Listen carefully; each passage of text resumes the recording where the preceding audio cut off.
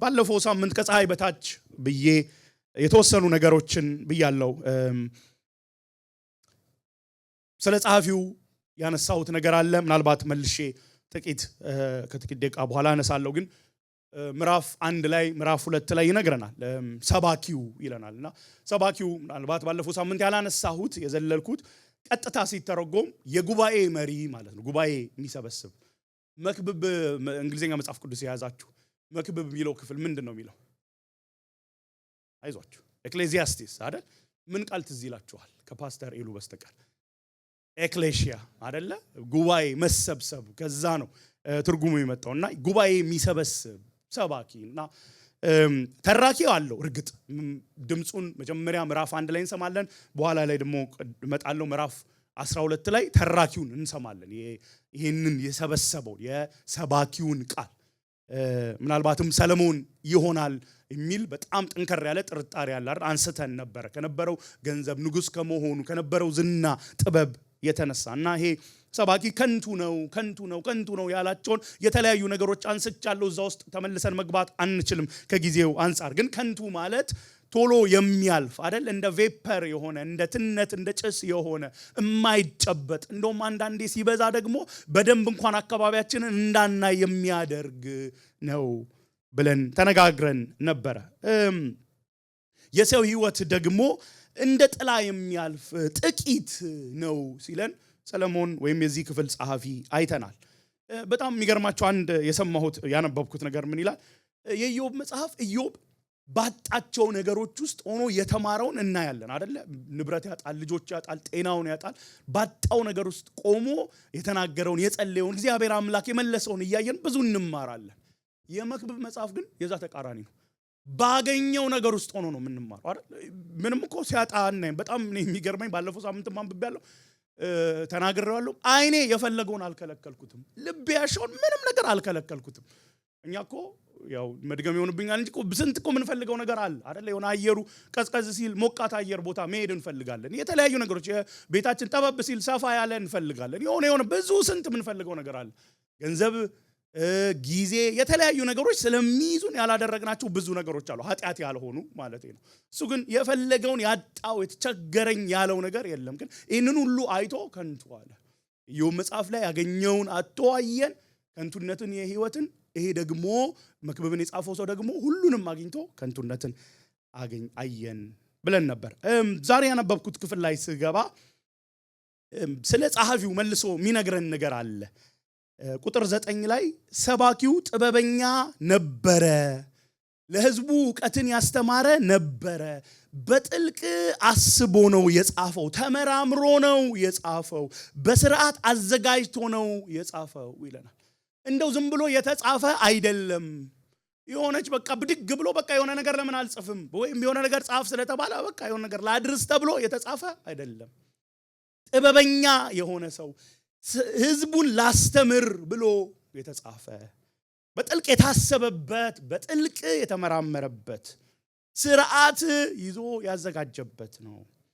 ወይ አርጎ ኤግዛማይን አድርጎ አሬንጅ አርጎ ነው የጻፈው። ስለዚህ ከዚህ የተነሳ የዚህ መጽሐፍ ቃል መክብብን ስናይ በኋላ መጣለው የእግዚአብሔርን ቃል በስፋት ስናይ ትክክለኛ ነው ይለናል። ትክክለኛ ነው፣ ቅን ነው፣ እውነት ነው። አትስማሙም? ባለፈው ሳምንት እንኳን አይደል ስናነብ እውነት እኮ ነው እያለን እኮ ነው እያነበብን የነበረው። እውነት ነው፣ በውስጣችን የምናስበው ነው። የሱ ልዩነት በጣም ሪያሊስቲክ በሆነ መንገድ ስላስቀመጠልን ነው። ስለዚህ ይሄ ቃል እውነተኛ ነው፣ ቅን ነው። ግን ጠቢብ ስለጻፈው ብቻ ሳይሆን የተመራመረ ያሰበ በስርዓት ያዘጋጀ ሰው የጻፈው ብቻ ሳይሆን አንድ እረኛ የሰጠው ቃል። ብዙ መጽሐፍ ቅዱስ አስተማሪዎች የሚስማሙት እግዚአብሔር አምላክ ለማለት ነው። እዚህ ከእግዚአብሔር አምላክ የተቀበለውን ነው የጻፈው።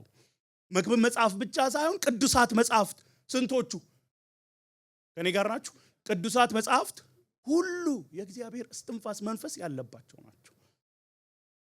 ጳውሎስ አይደለም አልቲሜት ኦተሩ። አዎ እግዚአብሔር የጳውሎስን ኤክስፒሪየንስ ቮካብለሪ ራይቲንግ ስኪል ተጠቅሞ ነው የጻፈው። ግን አልቲሜት የመጨረሻው ዋናው ጸሐፊ ግን ማን ነው? ጌታ መንፈስ ቅዱስ ራሱ።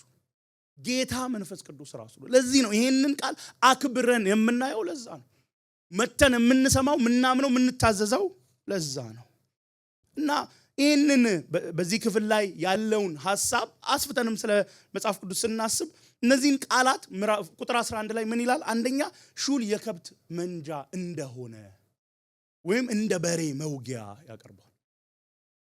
ሹል ነው በሬ ወይም ከብት አቅጣጫ ሊስት ሲል ወጋ ወጋ እያደረገ ወደ ትክክለኛው አቅጣጫ ይመልሰዋል። የእግዚአብሔር ቃል ወገኖቼ እንደዛ ነው። እንደውም ኤንኤልቲው በጣም ነው የገረመኝ ሲተረጉሙት ፔንፉል በት ሄልፕፉል።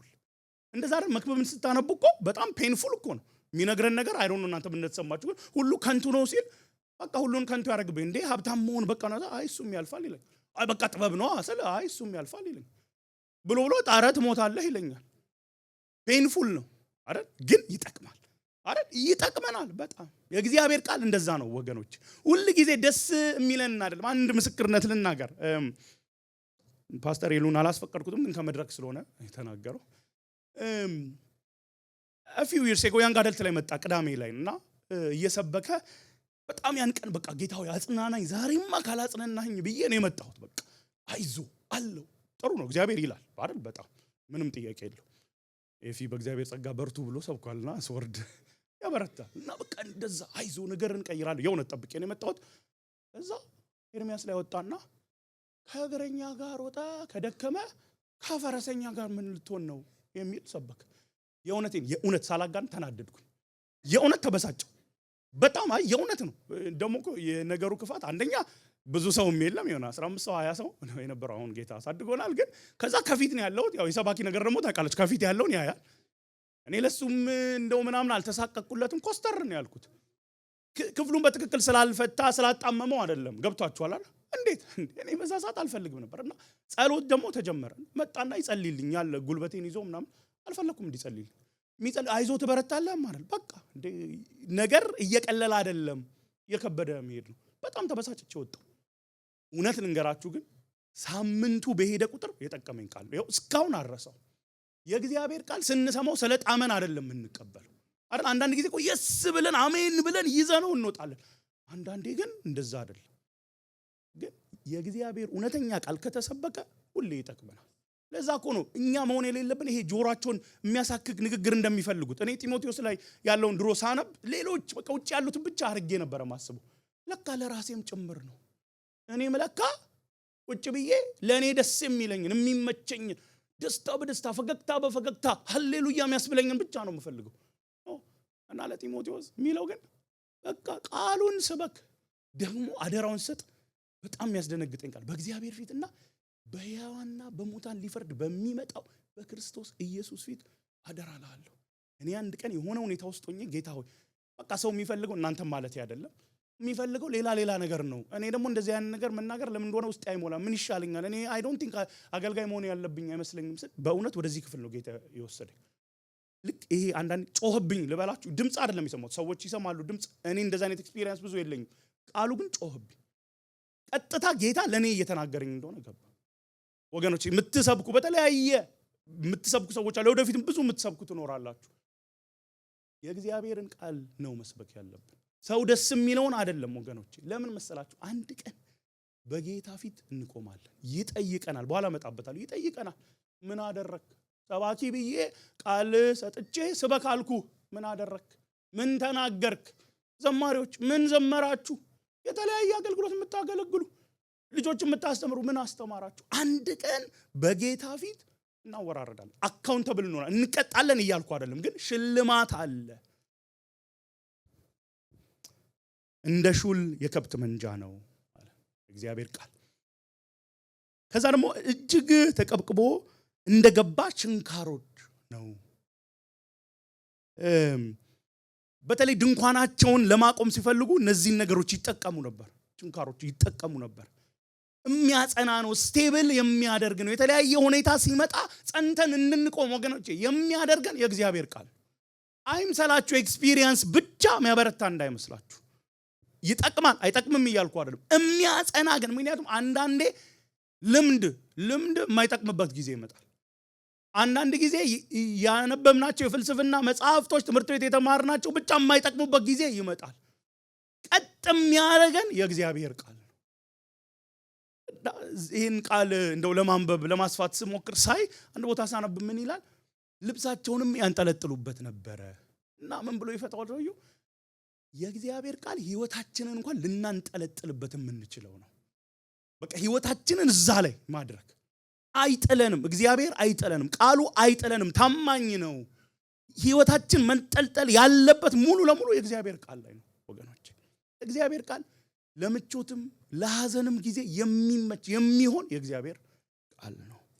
እነዚህ በዚህ መክብብ ላይ የተጻፉ ቃላት ጀነራሊ ደግሞ መጽሐፍ ቅዱስ ላይ ያሉ ቃላት እንደዚህ ናቸው። አቅጣጫ ሲዘው የሚመሩን ናቸው። በሚያናውጥ ጊዜ እንዳንናወጥ የሚያደርገን እግዚአብሔር ቃል ነው። ከቁጥር 1 እስከ 6 ያነበብኩት ላይ ካስተዋላችሁ የሚነግረን ነገር አለ። ስለ እርጅና ይነግረናል። ደስ የማያሰኙ ቀኖች ሳይመጡ በተለይ እርጅናን በኋላም ሞትን እያሳየን ነው። ይመጣል፣ አይቀርም። ብዙ ዓመት እዚህ ምድር ላይ ከቆየን እናረጃለን። ግን በእርግጠኝነት ለሁላችን አንድ ቀን እንሞታለን። ይሄ ሳይመጣ ፈጣሪህን አስብ።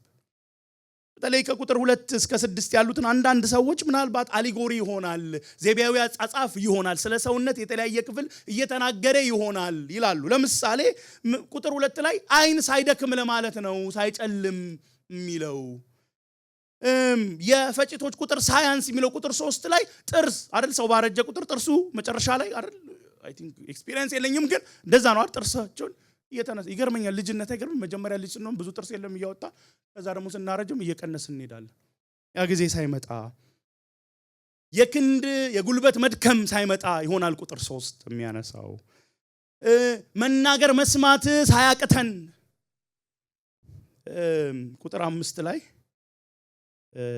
የለውዝ ዛፍ ሳያብብ የሚለው ምናልባት በዘይቢያዊ አጻጻፍ ባሊጎሪ ሽበት ሳይመጣ እንግዲህ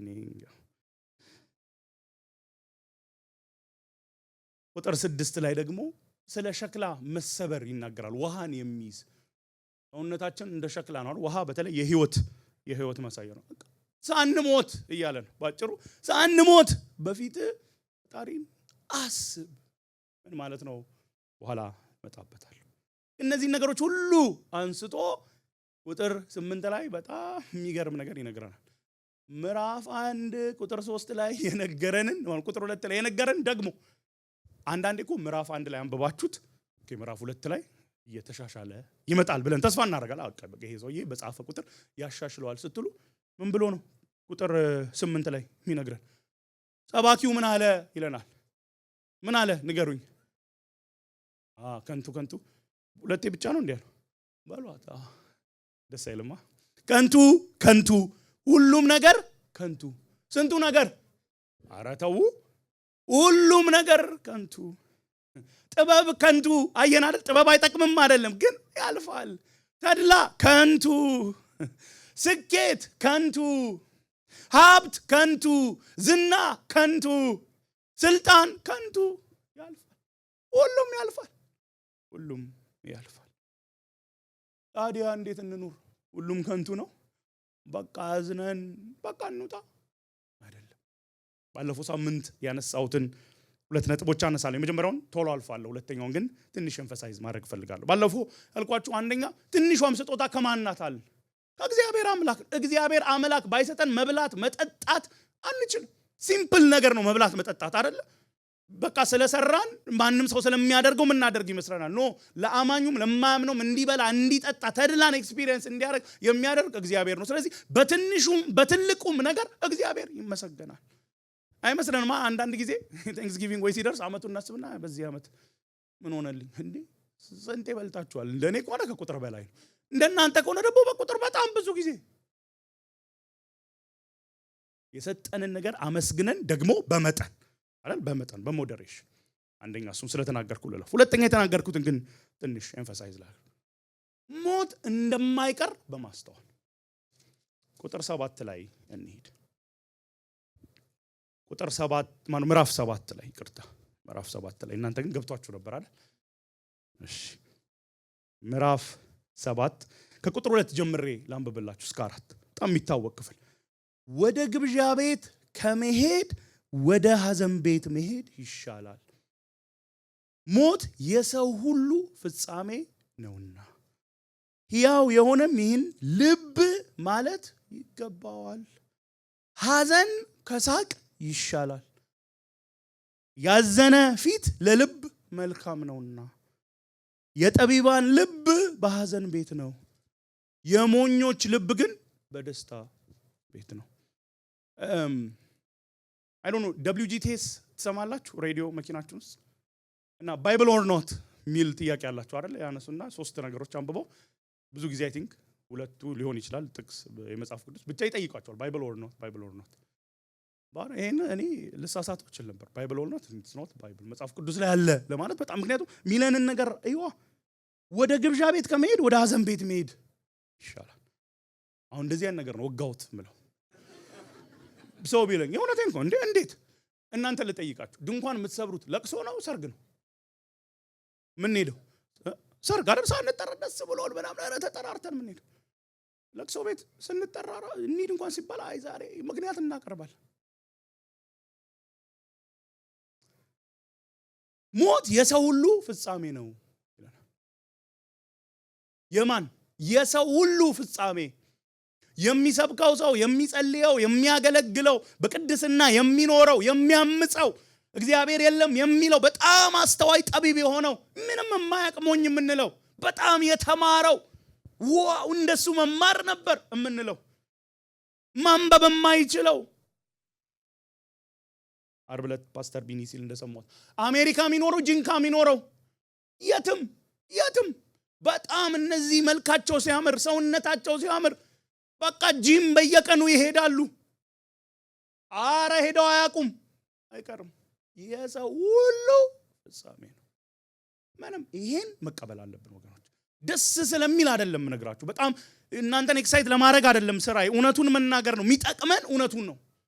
የሰው ሁሉ ፍጻሜ ነው እና ይሄን ልብ ማለት አለብን ይላል። ይሄን ማስተዋል አለብን። አሁን ይሄን ርዕስ ቶሎ ባለፈው አትበሉ።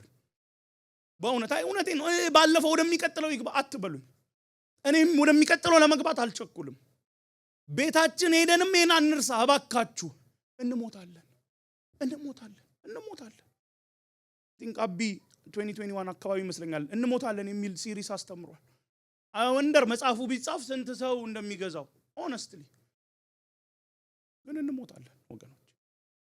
የሰው ሁሉ ፍጻሜ ሞት ነው። 30 seconds ውሰዱ እንድታስቡ። ወጣት ሆናችሁ እድሜያችሁ ሄዳችሁ በቀኝ በግራ ከፊት ከኋላ ያላችሁ እኔ መድረክ ላይ የቆምኩት እዛ ያስገባናቸው ልጆቻችን ምን እንሰፈሰፍላቸው ልጆቻችን በጣም የነገሱ የሚያስፈሩ ሰዎች ኃይለኛ ጀነራሎች የተባሉ ሁላችን የሰው ሁሉ ፍጻሜ ሞት ነው። የሰው ሁሉ ፍጻሜ ስለሆነ ሐዘን ቤት መሄድ ይሻላል ይላል። ግብዣ ቤት ከመሄድ ግብዣ ቤት አትሂዱ አይደለም፣ አትደሰቱ አይደለም፣ ሰርግ አትሂዱ አይደለም አይደል? ደስ ከሚላችሁ ጋር ደስ ይበላችሁ ይላል። ሐሳቡ ግን ምንድነው? እንደዚህ አይነት ቦታ ነው ሪሊ ቁጭ ብለን ስለ ህይወት የምናስበው። ፓስተር ይሉ ቀብር ላይ መስበክ ይከብዳል አይደል? አምሹ ግን ሰው ይሰማል አይደል? በእርግጠኝነት አንሰማም እኛ ራሳችን። እኔ እንደኔ ሆናችሁ አሁን ሌላ ቦታ ሲሆን ኦኬ እያልኩ ልሰማ ይችላል።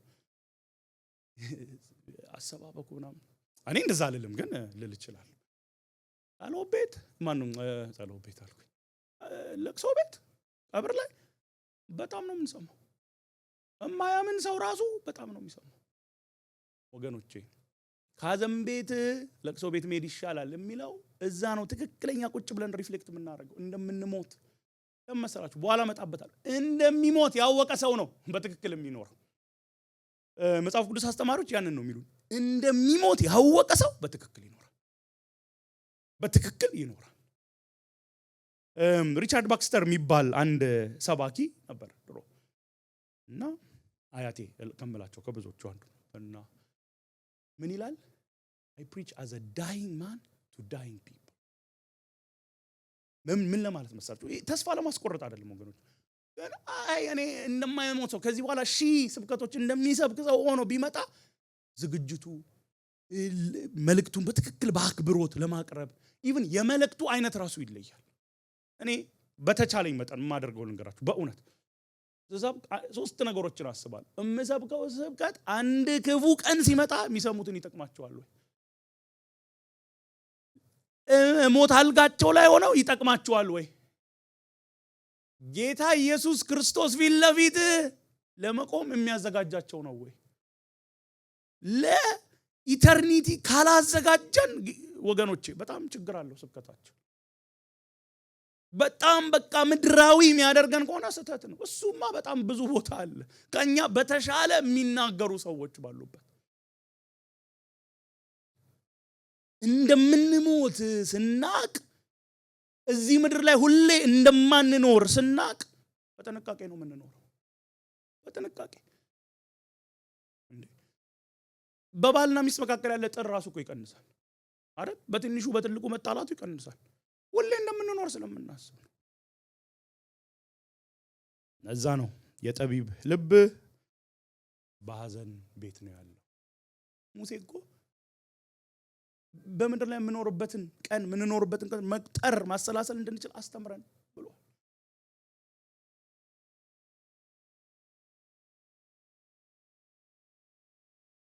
አይ ነው የማነሳው ቶፒክ ይከብድ ይችላል፣ ግን እውነቱ ይሄ ነው። አንድ ቀን ሁላችን እንሞታለን። ሁላችን ስለምንሞት አኗኗራችንን በትክክል ማሰብ አለብን። ዲፕሬስ ላደርጋችሁ አይደለም፣ ደግሞ እርግጠኛ ነኝ ስብከቱን ስጨርስ የኔን ስብከት ታምኜ ሳይሆን ቃሉን ታምኜ እንደውም ለመኖር አቅም አግኝተን ነው የምንወጣው። እነዚህን ሁለት ሐሳቦች ባለፈው ሳምንት ስለተናገርኩ ወደ ዛሬው ሐሳቤ ልግባ። ምዕራፍ 12 ላይ እንመለስና ቁጥር 1 ላይ ተናግሮ ቁጥር 7 ላይ መልሶ የሚያነሳው ፍሬዝ አለ።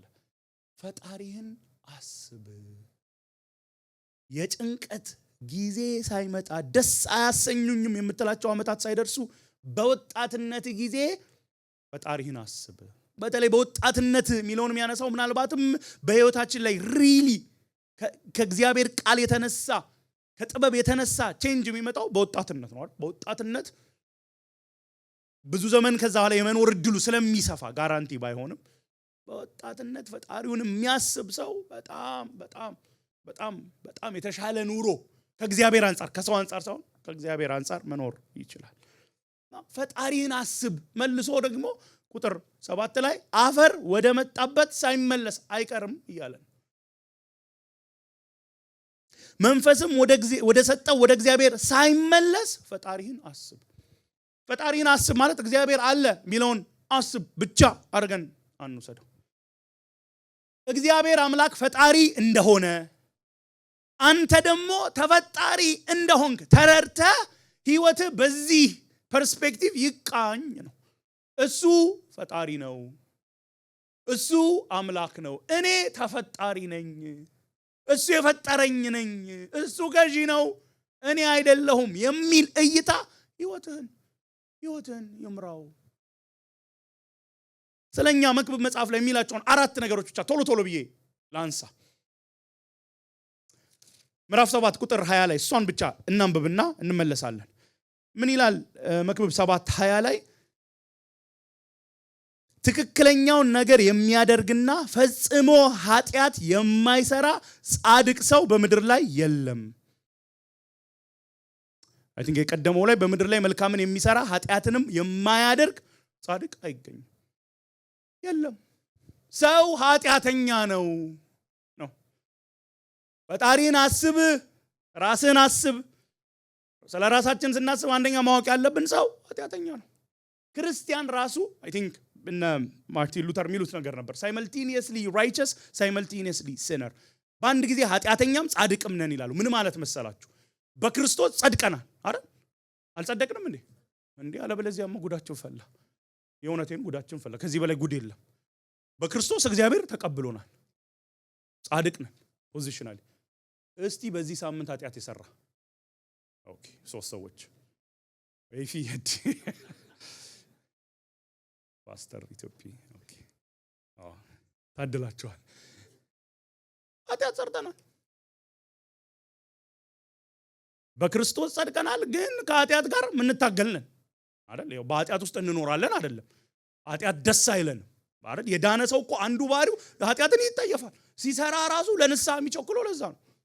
ከአዲሱ ማንነታችን ጋር አይሄድም፣ ከገባንበት መንግስት ጋር አይሄድም። ግን ኃጢአትን ጌታ ኢየሱስ እስኪመጣ ድረስ አይደል? የከበረውን አካል ለብሰን ኃጢአት ወደ ሌለበት ዓለም እስክንሄድ ድረስ ወገኖቼ አዲስቱ ኢየሩሳሌም እንዴት እንደምታጓጓኝ አንደኛ ታውቃላችሁ። የሚያጓጓን አይደል? ጌታችንን ለማየት በጣም ጌታችንን ለማየት አትጓጉ? በእውነት ጌታ ኢየሱስን ለማየት በጣም እኔ I can't wait ጌታ ኢየሱስን ማጀስቲውን ግሎሪውን አስቡት። the beautiful vision ይሉታል። ጌታ ኢየሱስን ክብሩን እናየዋለን። በክብሩ የማይጣብ ደግሞ አንድ አይቼዋለሁ አይደል? አንዳንድ ነገሮች እኮ በቃ የሆነ ደጋግመን አሁን ደስ የሚሉ ከተሞች ደጋግማችሁ ከሄዳችሁ ይሰለቻችኋል። እዛ ከተማ ከኖራችሁማ ለቫኬሽን ሌላ ቦታ ትሄዳላችሁ። not with the Lord oh hallelujah ጌታችንን እናየዋለን። በቃ በዚህ እንደሰት ወገኖቼ። በቃ ምን አለንና አይደለም ጌታ በጣም ከምንም ቢኖረን ስለሚልቅ ወገኖቼ oh hallelujah ጌታ ኢየሱስን የምናይ ህዝብ ነን ወገኖቼ። ከጌታ ኢየሱስ ጋር ዘላለም የምንኖር ህዝብ ነን። ሃሌሉያ። ብዙ ሐዘን ይኖራል፣ ብዙ ለምን የምንላቸው ነገሮች በህይወታችን ይመጣሉ። አልፈናን ታውቃላችሁ። ምንም እንዳልተፈጠረ ማለፍ አልፈልግም፣ ግን ተጠንቅቄ መናገር እፈልጋለሁ። እንደ ቤተ ክርስቲያን በዚህ ሳምንት ያለፍንበትን ታውቃላችሁ። ለምን የምንላቸው የምናነሳቸው ነገሮች አሉ። ግን ለወደፊት ሐዘን አይኖርም አልልም፣ በፍጹም። ግን አንድ ቀን ፊቱን እናየዋለን፣ ግርማውን እናያለን፣ ክብሩን እናያለን። ኦ ሃሌሉያ ጌታ ኢየሱስ ይመጣል፣ ከእርሱ ጋር ዘላለም እንኖራለን። ሃሌሉያ። እስከዛ ከኃጢአት ጋር እንታገላለን። እሱ ሲመጣ አንደኛ መጓጓ እሱን ማየት ነው አልኳችሁ። ሁለተኛ ደስ የሚለው ታውቃላችሁ፣ ከኃጢአት ጋር መታገል። በቃ አንድ ሰባኪ ምን አለ?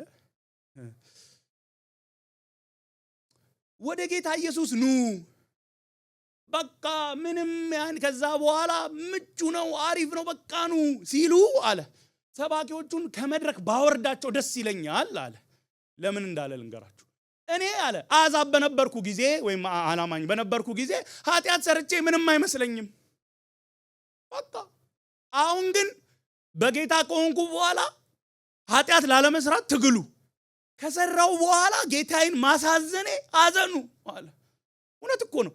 ከኃጢአት ጋር የእውነት ስንታገል እንደዛ ነው የምንሆነው። እና ሌላ ሰው ደግሞ ማቸውም ብናገር በኋላ እንዳትመጡኝ እኮ ቢፈርጬ ነው ያተማተም፣ ግን ድንጋይ ማለት እንዳትሩ። ሌላኛው ደግሞ ምን አለ? እኔ ጌታ እንዲመጣ አንዱ መጓጓል እዛ ነው። ከኃጢአት ጋር መታገል ሰለቸኝ ወገኖች። አንድ ቀን ምክንያቱም ኃጢአት ምን ማለት እንደሆነ ሲገባን አሁን ምን በጣም ችግራችን እንደኔ ከሆናችሁ አይ ቲንክ የሁላችንም ቴንደንሲ ይመስለኛል ኃጢአትን ቀለል አድርገን ነው የምናየው። ኃጢአትን ድክመት ነው የምንለው አይደል? ፓስተር ይሉ ብዙ ጊዜ እንደው ይለናል ሚስቴክ አይደል? እኛም እንኳን ስንጸልይ ጌታ ሆይ ድካማችን። ኃጢአት ከዛ ያልፋል። አመጽ ነው የእግዚአብሔር ቃል እንደዛ ነው። አመጽ በማን ላይ? በእግዚአብሔር ላይ። ሪሊ ኃጢአት ትርጉሙ ሲገባን አመጽ እንደሆነ የእግዚአብሔር አምላክ ማንነት፣ ክብሩ፣ ግርማው፣ ፍቅሩ ሲገባን በጣም ነው ኃጢአትን የምንጠላው። በጣም ኃጢአት ስንሰራ እናዝናለን። ተያዝኩ ጉዴ ፈላ አይደለም። ያንዳንድ ሰው ንስሐ ትክክለኛ ንስሐ አይደለም። ባይዘው መጽሐፍ ቅዱሳዊ ንስሐ አይደለም። ወይኔ ተያዝኩ፣ ወይኔ ጉዴ ፈላ ነው። ሰው ያዘኝ፣ ሰው አወቀብኝ። እውነተኛ መጽሐፍ ቅዱሳዊ ንስሐ ግን አምላኬን በደልኩ፣ አሳዘንኩ፣ የዳዊት አይነት አይደል? አንተም ብቻ በደልኩ ሲል ኖሪዮን ነቤርሳቤን አልበደልኩም አይደለም፣ ግን አንደኛ ዋነኛ አንተን የበደልኩ ንስሐ ነው። አንድ ቀን ግን ከኃጢአት ጋር መታገል እናቆማለን። ሃሌሉያ። ኃጢአት የሚባል የሌለበት ስፍራ እንሄዳለን። ሰው ኃጢአተኛ ነው ይለናል። ባለፈው ሳምንት ስላነበብኩት እዛ ጋር አልሄድም። ህይወቱን መቆጣጠር የሚችል የለም ይለናል። የሰው የህይወትን አውትካም መቆጣጠር አንችልም። እንደውም የሚነግረን አሳዎች መቼ እንደሚጠመዱ አያውቁም፣ ወፎች መቼ ወጥመድ ውስጥ እንደሚገቡ አያውቁም። ሰው ላይም እንደዛ ነው ይለናል። ችግር ሲመጣ በተለይ ሞት of course in some cases ጌታ አስቀድሞ የሚያስጠነቅቃቸዋል። ሁሌ ግን ይሄ አይደለም። ሌላ ደግሞ ሁሉን አታውቅም፣ ሰው ሁሉን አያውቅም ይለናል። እዚሁ ምዕራፍ 11 ቅርብ ስለሆነ እናንብብ። 11:5 ላይ የነፋስን መንገድ እንደማታውቅ ሕይወት ወይም መንፈስ በእናት ማህፀን ውስጥ ወደሚገኘው አካል እንዴት እንደሚገባም እንደማታውቅ ሁሉን ሰሪ የሆነውን የእግዚአብሔርን ሥራ ማስተዋል አትችልም። አጥንቶች እንዴት እንደሚዋደዱ አይደል የሚለው የቀደመው ትርጉም ላይ የምናውቅ ሰዎች አሉ። አይ ሚን የተወሰነ የምናውቀው ነገር ሊኖር ይችላል፣ ግን ከየት መጥቶ ነው ህይወት የሚገባበት አትሉ? ሁሉን ነገር የሚያውቅ የለም ወገኖች፣ የለም። በጣም ብዙ የሚያውቅ ሰው ሊኖር ይችላል፣ ግን ከሚያውቀው የማያውቀው በጣም ይበዛል። ኃጢአተኛ ነን፣ ከኃጢአት ጋር የምንታገል፣ ሁሉን መቆጣጠር ማንችል ነን፣ ሁሉን የምናውቅ አይደለንም። ባለፈው ሳምንት ያልኩትን በሞት ቀናችን ላይ እንኳን ስልጣን የለንም። በቃ የመጨረሻ ቀናችን ከሆነ የመጨረሻ ቀናችን፣ አልሞትም በዚህ ምድር ላይ ቆያለሁ ዘመኔን ሁሉ ነው። ማቱሳላ በጣም የኖረው እንኳን 969 አይደል 969 ዓመት ነው የኖረው። ምድር ስንት ዘመን ነው ያላችሁ? እሱ እኮ ከኖረበት ያልኖረበት ዘመን ይበልጣል። ኦልሞስት 1000 ዓመት እንዴ 1000 ዓመት አይኖርም እንለለ በልምድ ኦልሞስት 1000 ዓመት የኖረው ሰው እንኳን እንደው ቢኖር እንኳን ብላችሁ ከኖረው ያልኖረው ዘመን ይበልጣል። ፈጣሪያችንስ ከፀሐይ በላይ የሆነውስ? ባለፈው ሳምንት ከፀሐይ ወዲያ አገር አለች አላልኳችሁ? ወንድሞ ከፀሐይ በላይ አምላክ አለ። እዚህ ጋር ደጋግሞ ከፀሐይ በታች ያለ ህይወት ይነግረናል። ከፀሐይ በላይ ያለ አምላክ። አራት ነገሮችን ልናገር ቶሎ ብዬ ወደሚቀጥለው ለመግባት። መልካም ነው ይለናል። ባለፈው ሳምንት ብዙ ስላነሳው አልገባበትም። ስጦታዎችን ይነግረን የለ? ጥበብን ይሰጣል፣ ሀብትን ይሰጣል፣ ምን በላውን ምን ጠጣውን ይሰጣል። እኛ ምንድነን አልኩኝ? ኃጢአተኞች፣ ጸድቀን እንኳን ከኃጢአት ጋር የምንታገል። እግዚአብሔርስ መልካም ወገኖቼ፣ አምላካችን መልካም ነው። በገባን ነገር መልካም ነው። ባልገባን ነገር እንዴት ይሆናል በምንለው ነገር መልካም ነው። መልካም ነው። አንድ ነገር ግልጽ እንናገር። በህይወታችን እንዴት ሆነ የሚያስብሉ ነገሮች ይመጣሉ። እነ ኢዮብ ጠይቀዋል፣ እነ ዳዊት። እስቲ ሂዱና አንብቡ መዝሙረ ዳዊትን። አንድ ሶስተኛው እኮ እንዴት ላሜንት ሲያደርግ ነው ያለው። እንዴት እንላለን ማለት እንዴት እንላለን ስላችሁ እግዚአብሔር አጥፍቷል ማለት ሳይሆን በሱ ፊት ኦነስት ሆነን ግን እንቀርባለን። እየዞርን ጌታን አናማም፣ ግን በጌታ ፊት ግን ጌታ ሆይ ለምን ይሄ ሆነ? ለምን እንዴ? ዳዊት እኮ ለምን ተውከኝ ብሏል። ስጠራህ አትሰማም ወይ ብሏል። ወደ ጌታ ስንመጣ እኮ ጸባይ አሳምረን ምናምን ብለን በልባችን ሌላ ነገር እያሰብን አይደለም የምንቀርበው። ከተሳሳትኩ ታርሙኛላችሁ። ልባችንን እኮ በፊቱ እናፈሳለን አይደል? we pour out our soul በጌታ ፊት። ጌታ ሆይ አልገባኝም ለምን እንላለን። እንጠይቋለን ኢን ሴንስ አካውንተብል እናደርገዋለን ማለት አይደለም። መልካም ነው እግዚአብሔር አንደኛ። ሁለተኛ ግን ሉዓላዊ ነው። እኛ የህይወትን አውትካም መቆጣጠር አንችልም አልኩኝ አይደል? እግዚአብሔርስ ይችላል። የሚቆጣጠር ማን አለና? ጌታ ሉዓላዊ ካልሆነ ወገኖች፣ እግዚአብሔር ሉዓላዊ ካልሆነ ጉድፈላ በጣም ሁሉን እየተቆጣጠረ ነው። እኛ በራሳችን ቀመር ስለምንሰራ አይ ጌታማ እየተቆጣጠረ ቢሆን። አሁን ዲስቶች የሚባሉ አሉ፣ ክርስቲያን ነን ባይ ዲስቶች አሉ። እግዚአብሔር እነ ቶማስ ጄፈርሰን የቶማስ ጄፈርሰን ባይብል እንዳታነቡ አለ። ማታንቡ ሲባል ሰው ያነባል። እነሱ ምን ብለው እንደሚያምኑ ታውቃላችሁ? እግዚአብሔር አምላክ ፈጠረና ትቶ ሄዷል። በቃ ምድርን ፈጥሯል፣ ሰማይን ፈጥሯል፣ ፍጥረትን ፈጥሯል። ከዛስ በቃ ፍጥረትን ትቶ ሄዷል። ስለዚህ መጸለይ ምናምን የለም፣ አይሰማም። በቃ ይሄ ናቹራል ሎ ነው ገቨርን የሚያደርገው። እያንዳንዷን ነገር ከእግዚአብሔር ፍቃድ ውጪ የሚሆን ነገር የለም። ምንም ክፉ የምትሉትም ሳይፈቅድ ሳያውቅ የሚሆን የለም። እግዚአብሔር ተሸንፎ አይደለም የሆነ ነገር የሚሆነው። አለበለዚያ ምን ነው መሰላችሁ? እንደነዛ እንደ አይሁዶች መተው ማርከው ከቤተ መቅደስ ማርከውባቸው ሲወስዱ የቤተ መቅደሱን ዕቃ እግዚአብሔር ተሸነፈ እንዳሉት። እግዚአብሔር አምላክ ወገኖች እንዴ ለማሸነፍ እኮ መፎካከር ያስፈልጋል አይደል እንዴ? ለማሸነፍ እኮ ትንሽ መቀራረብም ያስፈልጋል። አሁን እኔ ተነስቼ ዩዜን ቦልት አት ሂዝ ፕራይም 100 ሜትር አሸንፈዋለሁ ብል ምን ትላላችሁ? ንገሩኛ ምን ትላላችሁ? ጸልዩልኝ። በእኔና በዩዜን ቦልት መካከል እንኳን ያለው ጋር በጣም ትንሽ ነው። ማን ነው ከአምላካችን ጋር የሚወዳደር? እስቲ ንገሩ። ማን? ለእስራኤል እኮ የሚነግረው እስከ ማን ጋር ታወዳድሩኛል? እኔ ይገርመኛል። ኢሳይያስ ከ41 ጀምራችሁ እስከ 48 ሂዱ። ደግሞ ከማን ጋር ታወዳድሩኛላችሁ? ይቅረቡ ይላል። የአሕዛብ አማልክት ይቅረቡ። እስቲ ያለፈው ለምን እንደሆነ ይናገሩ፣ የወደፊቱ ምን እንደሆነ ይናገሩ። እስቲ ይናገሩ ይላል። የሚናገር የለም። ለምን መሰላችሁ ወገኖች? የወደፊቱን እግዚአብሔር የሚያውቀው በቀድመ እውቀቱ ብቻ አይደለም። ወደፊት የሚሆነውንም የፈቀደ የደነገገ እሱ ስለሆነ ነው። የሚያደርገውን ያውቃል። አዲስ ሰማይ አዲስ ምድር ይመጣል እኮ ሲል አዲስ ሰማይ አዲስ ምድር የሚያመጣው እሱ ስለሆነ እኮ ነው። ጌታ ኢየሱስ ክርስቶስ እመጣለሁ ሲል ስለሚመጣ ስለሚያውቅ እኮ ነው። ወገኖቼ የኛ አምላክ ሃሌሉያ! ስለ አምላካችን መስበክ እንዴት ደስ ይላል! ስለ አምላካችን ማሰብ እንዴት ደስ ይላል! እሱን እኮ አስበን ነው ደስ የሚለን። ማንነቱን ባህሪውን በገባን ባልገባን። ሃሌሉያ! እግዚአብሔር ሉዓላዊ ነው። ምዕራፍ 7 ቶሎ ላንብብና ልሂድ። 13 እስከ 14 እግዚአብሔር ያደረገውን ተመልከት። እርሱ ያጣመመውን ማን ሊያቃና ይችላል? ጊዜው መልካም ሲሆን ደስ ይበል፣ ጊዜው ክፉ ሲሆን ግን ይህንን አስብ፣ እግዚአብሔር አንዱን እንዳደረገ ሌላውን አድርጓል።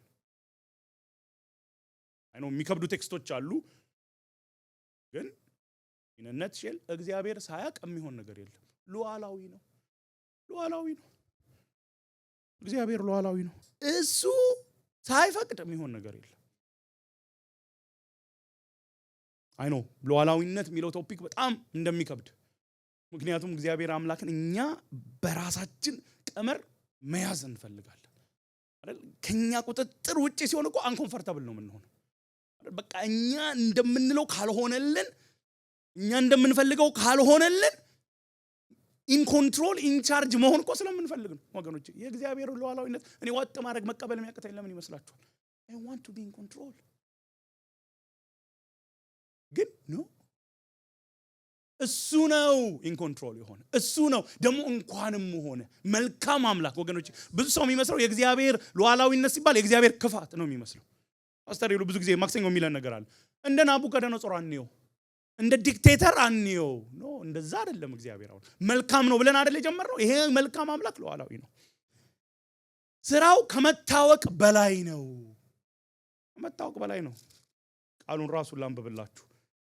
ምዕራፍ 8 ቁጥር 16 እና 17 ጥበብን ለማወቅና ሌት ተቀን እንቅልፍ የማያቆም በምድር ላይ ያለውን የሰውን ድካም ለመገንዘብ በአእምሮዬ ስመረምር እግዚአብሔር ያደረገውን ሁሉ አየው። ከፀሐይ በታች የሚደረገው ማንም ሊያውቅ አይችልም። ሰው ለመመርመር ብዙ ቢጥርም ትርጉም ማግኘት አይችልም። ጠቢብም እንኳን አውቃለሁ ቢል ፈጽሞ ሊገነዘብ አይችልም። ከመታወቅ በላይ ነው። አውቃለሁ እግዚአብሔር መንገድ እንኳን ብንል ነው አውቀን አንጨርስም። አለበለዚያ ምን ሆነ መስራችሁ? እኩል ሆነና በቃ እሱን ፊገር አውት ማድረግ እኮ ከቻልን አይደል? በቃ አሰራው ተስተራላችሁ። ልክ ነኝ አይደል? ኖ አይ ሲሪየስሊ። አለበለዚያ እሱን በቃ የሚያደርገው ነገር ሁሉ የሚገባን በደንብ ፊገር አውት የምናደርገው ከሆነ በሱ ደረጃ ደረስን ማለት ነው። ግን ሚለን ፈጣሪን አስብ፣ አንተ ሁሉን አታውቅም፣ እሱ ሁሉን ያውቃል። እሱ ደግሞ አራተኛ ከጊዜ በላይ ነው። በጊዜ ላይ ጌታ ነው። እኔ በጣም የሚገርመኝ ነገር ሁሉ ነገር በጊዜ ውብ አደረገ ይሌለ መክብብ 3:11 አልሄድበትም፣ ታውቁታላችሁ። እግዚአብሔር አምላክ ዘላለማዊ ነው ሲል እግዚአብሔር ቃል ቢያንስ ሁለት ሐሳብ አለው። አንደኛ በጊዜ የተያዘ አይደለም። እኛ ጋር ዛሬ ደቂቃውን ልቀንስ እንዴ 12:57 ነው፣ ኖቬምበር 9 ነው፣ ሰንዴ ነው እንላለን። ጌታ ጋስ ጊዜ የተያዘ አይደለም። አንደኛ። ሁለተኛ ግን በጣም የሚያስደስተኝ በጊዜ ላይ ደግሞ ጌታ ነው። እኔ ይህን ሳስብ እንዴት ደስ እንደሚለኝ he's master over time። ጊዜ አይገዛውም። ጊዜን የሚገዛው ለካ እሱ ነው ለካ የሚያዝ። ሰው ኃጢአተኛ ነው፣ ህይወትን መቆጣጠር አይችልም፣ ሁሉን አያውቅም፣ በሞቱ ቀን እንኳን ስልጣን የለውም። እግዚአብሔር ግን መልካም ነው፣ ሉዓላዊ ነው፣ ሁሉን ያውቃል፣ ሁሉን ይገዛል። አሜን። ጌታ ይባርክሽ። አሜን። በእውነት አሜን። እንኳን እንደዚህ አይነት አምላክ ነው ኖረ። ቁጥር 13 ላይ ቶሎ ብዬ ለመጨረስ ልሞክር። እነሆ ሁሉ ነገር ከተሰማ ዘንድ የነገር ሁሉ ድምዳሜ ይሄ ነው ይለናል። እየጨረሰ ነው ጻፊው። በቃ ልጨርስላችሁ አለ። ልጨርስላችሁ፣ ይሄ ነው ድምዳሜው። ምንድነው? እግዚአብሔርን ፍራ፣ ትእዛዛቱንም ጠብቅ። የነገሩ ድምዳሜ ይሄ ነው ሲል በቃ የህይወትም ግብ ይሄ ነው እያለን። የህይወት ግብ ምንድነው ትላላችሁ? ቅድም ምን አልን? ረሳችሁ መሰለኝ። ረሳሁኝ ነኝ። እንሞታለን ብለናል አይደል? ፊታችሁ መለስ ስላል እንሞታለን። ስለዚህ ምን እናድርግ? ምንድነው ግቡ? ታዲያ ምን ሞት ከሆነ እግዚአብሔርን ፍራ፣ ትእዛዛቱን ጠብቅ። this is the highest goal in life። የመጨረሻው የህይወት የመጨረሻ ግቡ ይሄ ነው። ዛሬ ይቅርታ ሉተርን ብዙ ጊዜ ስሙን ጠራሁት፣ ግን እናገር እንደገና ሚለው ፍሬዝ አለ። ላቲን ወርድ ነው እንግዲህ። ግሪኩ ዕብራይስጡ ስንል ስለደከማችሁ እስቲ አሁን ደግሞ ላቲኑ ልበል። ኮራም ዴዮ ሚል ቃል አለ። ያንጋደልት የምትመጡ ሰዎች ወንድማችን ዶክተር ነባ ስለዚህ ሐሳብ አስተምሮን ያውቃልና ኮራም ዴዮ ማለት ቀጥታ ሲተረጎም በእግዚአብሔር ፊት ማለት ነው። በእግዚአብሔር ፊት የህይወት ግቡ ይላል። በእግዚአብሔር ፊት መኖር ነው። ሐሳቡ ሶስት ነገር አለው። አንደኛ የምንኖረው ኑሮ ሁሉ እግዚአብሔር እያወቀ ነው የምንኖረው። ሁሉን እያየ ነው የምንኖረው ወገኖች። ሁሉን እያየ ነው ስል ተግባራችንን ብቻ አይደለም፣ ሐሳባችንን። አሁን እኔ እዚህ ጋር የሆነ ነገር ላውዶኛ የሆነ ነገር እያልኩ ነው። ምን እያሰብኩ እንደሆነ አታውቁም። እግዚአብሔር ያውቃል። ሁሉ ህይወት የሚኖረው በእግዚአብሔር ፊት ነው። በእግዚአብሔር ፊት ነው። ሁሉን ይመረምራል፣ ያያል። ኮራም ዴዮ አንዱ ይሄ ነው ሐሳብ። ሁለተኛው የምንኖረው ኑሮ ሁሉ ከእግዚአብሔር ስልጣን ታች ነው። ሉዓላዊ ነው አላልንም? ለሱ ስልጣን ተገዝተን ነው የምንኖረው። እንደ ክርስቲያን ይሄን ማሰብ አለብን። በሱ ፊት ነው የምንኖረው ከሱ ስልጣን ስር ነው፣ እየተገዛን እየታዘዝንለት። ጆይፉል ኦቢዲየንስ። ቅድም ፓስተር ሄዱ ስለመስጠት ሲጸልይ ግዴታ ስለሆነ አይደለም የምንሰጠው አለ። ሐሳቡ ስጡ አላለም ጌታ አይደለም ማለት አዞናል ብሏል። እሱ ሲጸልይ ትእዛዝ ነው። ግን ይሄ ምርር ብሎ ሳይሆን ደስ ብሎን ነው የምናደርገው።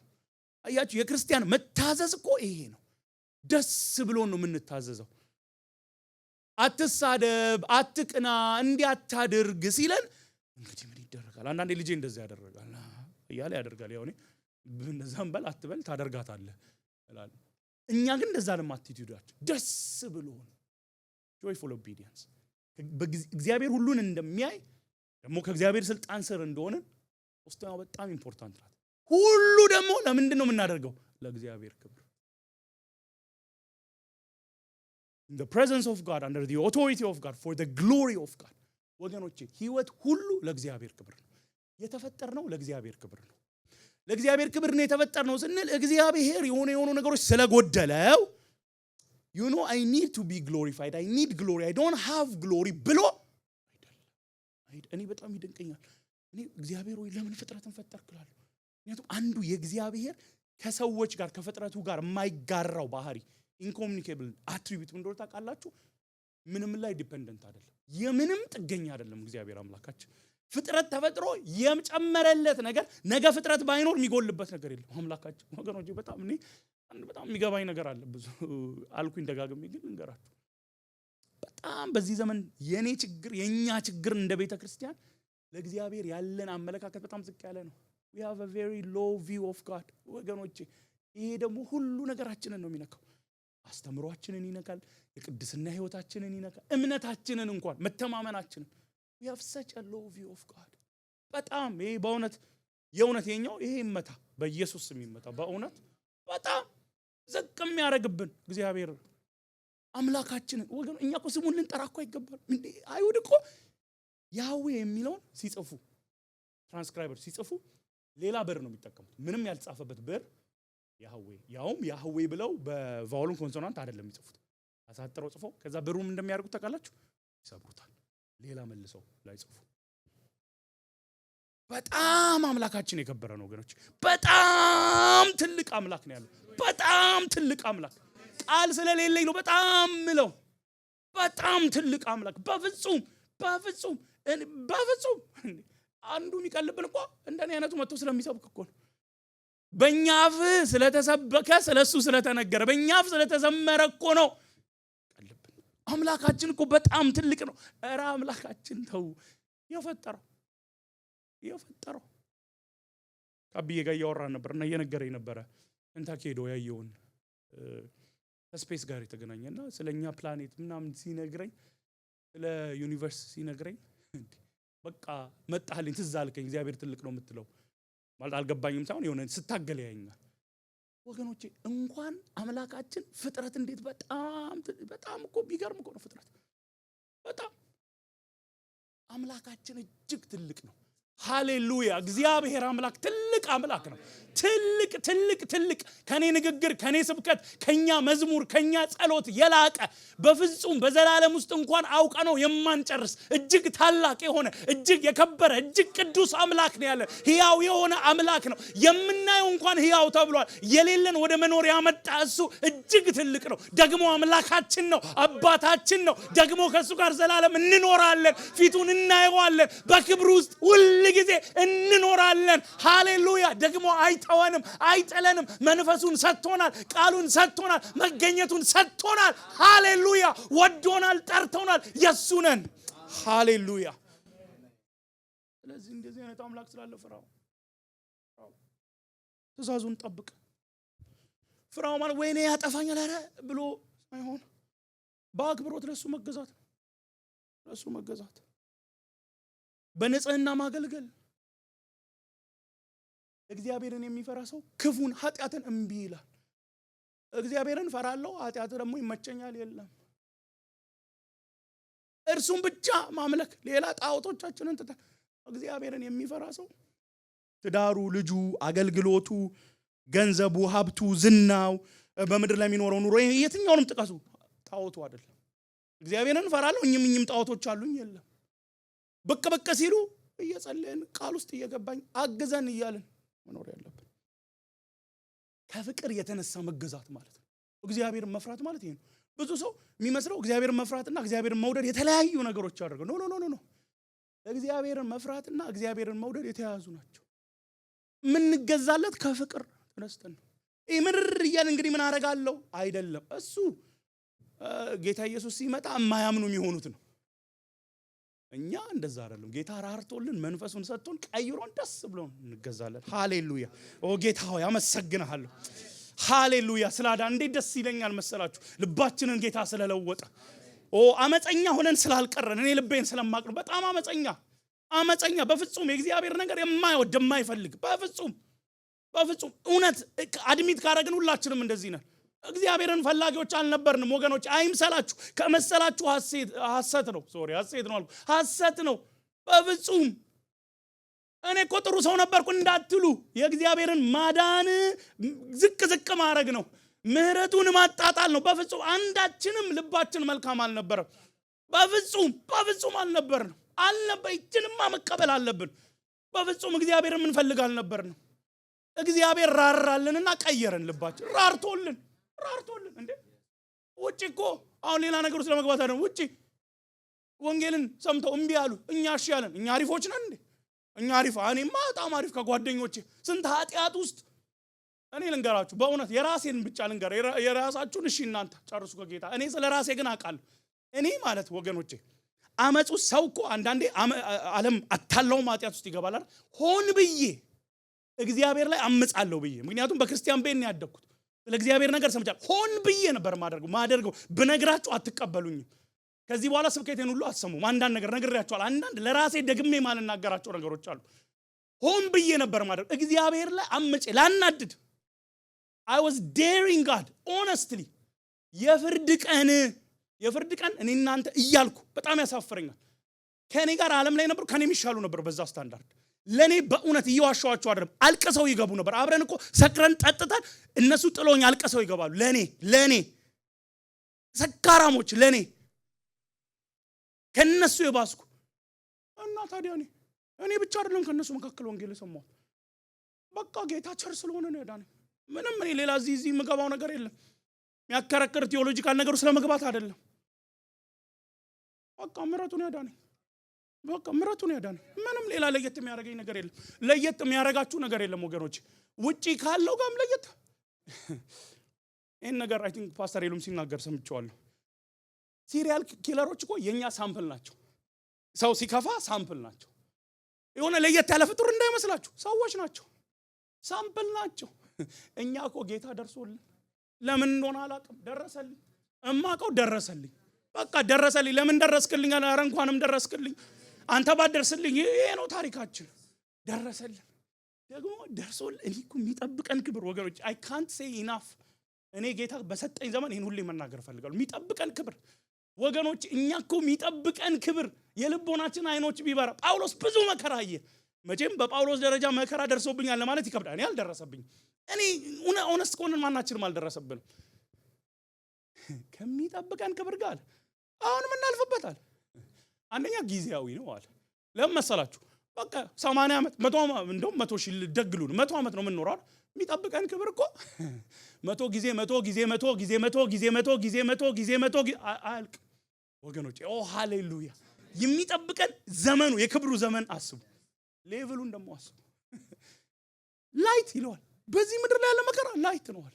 አልካደም እኮ ይሄ ኧረ እኔ ክደዋለሁ ምናምን አላምንም ወጋውት አይኔሚት ክሌሚት። ኧረ ለጳውሎስ እንደው ከጳውሎስ ተሽሎ ገብቶን ነው። እኔ አንዳንዴ አይኔሚት አይክሌሚት ብለን በቃ ዲክሪ አረኩ እኔ ያዘዝኩኝ ምናምን። እግዚአብሔር ቃል ያለውን እንላለን። እውነት ነው፣ ዲክሪ እናደርጋለን። ያለውን አይደል ኤርሚያስ እንደዛ አይደል አፌ ቃሌን በአፍ ላይ አድርጌያለሁ አይደል ትነቅላለህ ትተክላለህ ሲል ለምን? እግዚአብሔር ቃሉን ስላስቀመጠበት ነው አይደል? እኔ እንጂ ብድግ ብዬ መጥቼ በቃ እኔ ነቅላለሁ ተክላለሁ የሚባል ነገር የለም። ምክንያቱም እኔ ለዋላዊ አይደለሁም በፍጹም። I won't dare to say that በፍጹም በአምላኬ ቦታ አልገባም። ቃሉን ግን ሲሰጠኝ እለዋለሁ። እኔ ስላልኩት ሳይሆን ተናጋሪው ቃል የሰጠው እሱ ስለሆነ የሌለም ወደ መኖር የሚያመጣ ስለሆነ። ግን በምድር ላይ መከራውን ምን አለ? ቀላል ሆኖበት ነው ጳውሎስ ይመስላችኋል እንዴ? እስቲ የተገረፈውን ብቻ ቁጠሩ። የሚገረፉት እኮ እኔ አባቴ አታሳዩብኝ አይደል? ወላሂ በድሮ በልጅነቴ በቀበቶ እንደሚገርፈኝ እኮ አይደል። አለንጋው እኮ አጥንት ይኖርበታል፣ ብረት ይኖርበታል። በጣም በጣም ከባድ ነው። አንዳንዴ እንደሚሉትም ደግሞ 40 ሊገርፉ ገርፎ 39 ቁጥር ተሳስቼ ቆረ ብለው ሊደግሙ ይችላሉ። ከአንድ ጀምረው ተደጋጋሚ ደርሶበታል። ብዙ መከራ ነው የደረሰበት። ቀላል ሲል ከክብሩ ከሚጠብቀው ክብር ጋር ለምሳላችሁ ጌታ ኢየሱስ ነው የሚጠብቀን። ኦ ሃሌሉያ! ሞትን ድል የነሳው ነው የሚጠብቀኝ። እሱ ነው የሚጠብቀኝ። መጨረሻችሁ ይሄ ነው። መጨረሻችሁ ልንገራችሁ፣ ይሄ ነው የሚጠብቀን። እግዚአብሔርን መፍራት፣ ትእዛዙን መጠበቅ ምንድነው የህይወት ትርጉሙ ምትሉ ካላችሁ አይ ነው በከባድ ነገር ያለፋችሁ እንደምይኖር አውቃለሁ። የህይወት ትርጉሙ ምን ሞት ከሆነማ ምንድነው ትርጉሙ? ምናረጋው እግዚአብሔርን በመፍራት ትእዛዙን በመጠበቅ። ትእዛዙ ደግሞ ግልጽ ነው። እግዚአብሔርን መውደድ፣ ሰውን ሁሉ መውደድ።